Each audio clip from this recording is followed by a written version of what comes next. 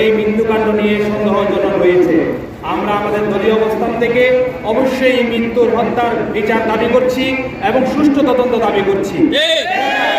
একজন ইসলামী আন্দোলন নেতাকে, একজন ইসলামী আমরা দেখতে পাচ্ছি শেখ হাসিনা পলায়ন করলেও তাদের প্রেতাত্মারা সমাজের রন্ধ্রে রন্ধ্রে অবস্থান করছে।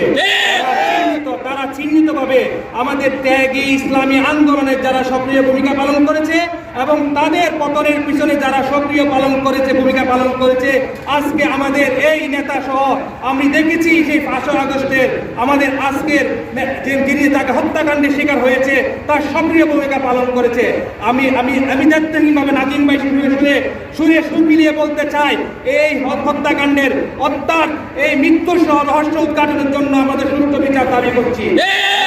সাথে এই এতিম পরিবারের পাশে আপনাদের দলীয় অবস্থানের পাশাপাশি আমাদের লেলাংবাসী সহ সর্বস্তরের জনগণের পাশে তাকে আহ্বান জানিয়ে আমি আমার বক্তব্য শেষ করে এবং আল্লাহর কাছে মাগফিরাত কামনা করে আমার বক্তব্য শেষ করছি।